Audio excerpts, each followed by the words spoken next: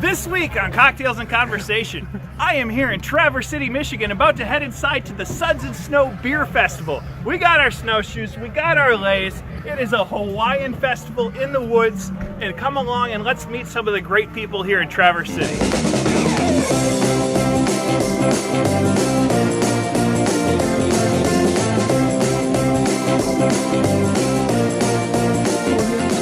And I'm actually outside of Black Rock's Brewery, and I'm here with Alex.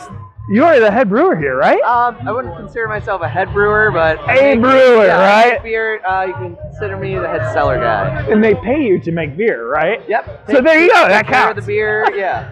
Sell the beer. I love it. Beer. So what are you guys cellaring then? I guess over at Black Rock. Well, actually, what we're drinking right now is the bourbon barrel aged Yop, which is my favorite of all the stuff that we brought. Wow. And we actually have a bunch of barrels. We just ended up doing another 40-barrel batch of it. And then dedicated all of that to barrels. Okay. We split it up between bourbon barrels, rye barrels, and rum barrels. So what happens when you're choosing a different type of barrel? What's happening to the beer characteristics of, say, a rye barrel versus a rum barrel? Am I getting? Yeah, I mean, the rum, you're going to get a lot more, like with the bourbon and stuff, traditional notes are going to be vanilla. And that, just kind of your standard, like, dark, boozy. Whereas with the rum, you get a little more of that kind of, like, tropical feel, if you will. Sure. Which we're actually, tropical right now, yeah. Going with the tropical theme. We actually just had a keg of the rum Yop on tap over at Rare Bird. We were doing a tap event there this weekend. Oh, wow, okay. So where are you guys based out of then?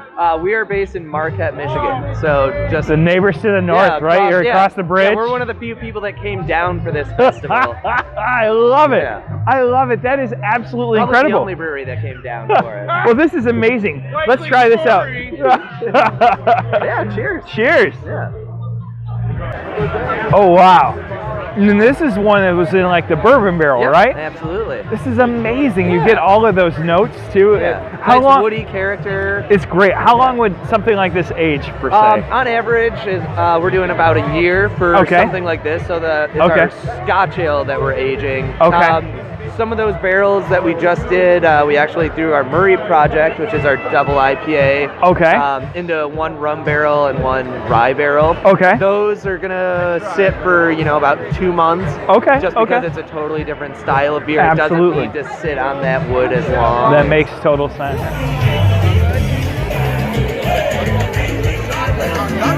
Hot Lot Brewing Company.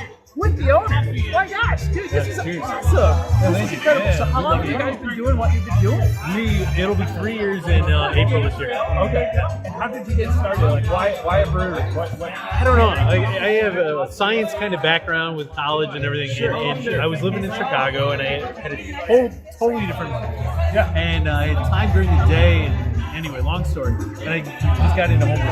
Yeah. And I just took it to a whole new level. Just kind of wanted to perfect the process. Not perfect, but just kind of keep improving the process. Absolutely. So it just kind of got out of hand. We decided this is really like a lot of fun. There was an opportunity for us to move back to Michigan. We're from Michigan. And so we took that opportunity, and here we are. That is incredible. Yeah. So where are you guys located? So we're in Suds Bay, Michigan. We're about 15 miles north of Traverse City on the Leelanau Peninsula. Wow. And what do people drink when they're coming to your place? What are they drinking? It really depends. I mean, like, we feature a big outdoor area at Hoplet. So really, it's kind of similar to like this Brew Fest, kind of like a party out there. Yeah. So we sell a lot of our blonde ale. It's just nice, basic, blonde ale, nothing offensive. Just if you're a beer drinker, you'll like it. If you're not a beer drinker, you'll like it. But then also we feature a lot of different IPAs. We have an Imperial Stout right now with chocolate and toasted coconut that just won the Traverse City Stout Challenge. Congratulations. So it's just like all across the board. I don't know. What are we drinking today? This is the stout. This is the stout. Well, cheers to that. Yeah. Oh, that's incredible. I like it. Really good. Oh my gosh, I absolutely love it. This is amazing.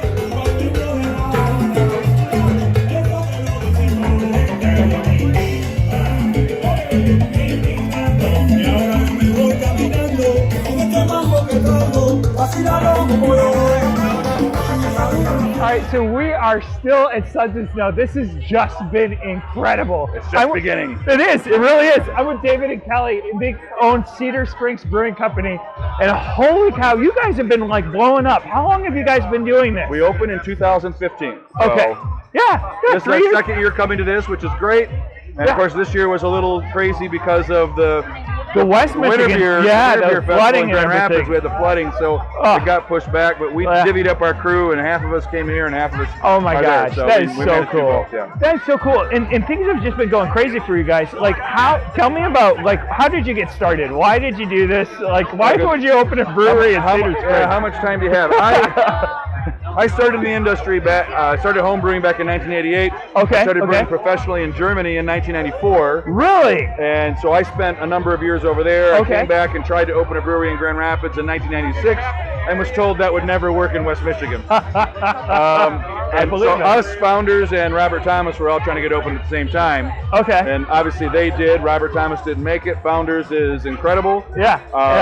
And my project did not come together at that time. I worked for a couple breweries, got out of the industry for 15 years, and then jumped back in. So this was kind of something that had been in the works for a long time. And obviously we're a little different because we're doing German beer. Yes. We are brewing after the Reinheitsgebot. Okay. So this is all German with only the 4 ingredients for the German beer purity law. So this is rules, right? Like, what's the rules? The German beer purity law. Originally it was a price and an ingredient law. It's actually the world's first food purity law, food quality control law. It's 502 years old this year. Wow. And it's been around a long time. Water, hops, malts.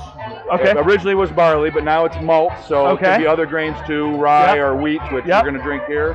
But malted grain, water, hops, and yeast. That's it. That's it.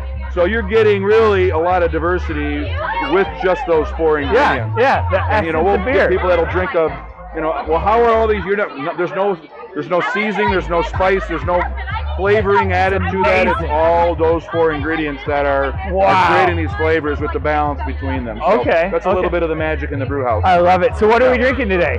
Today we're drinking a Küster Original or Original Weissbier. Okay. So this is, a lot of people call it Hefeweizen, Weissbier, Weizen, Hefeweizen. It all means the same thing. Okay. Hefe just means yeast. Okay. All Weissbier is non-filtered. Okay. Except for Cristal is the only kind that's filtered. So you really don't need to say the Hefe, but a lot of Americans do, and they've learned it that way. Oh, that is Most amazing. Americans have been introduced to the modern version, which was actually invented in 1965. And we have that as well, called the Heller, and that's the blonde, really banana, beer. This is actually the way it used to be made going back 600 years when the style first evolved and became identified. That is so great. You see it's a little bit darker, a little bit darker, still unfiltered, still Weissbier. This is the way it used to be made. There's only a handful of Bavarian breweries that still do this.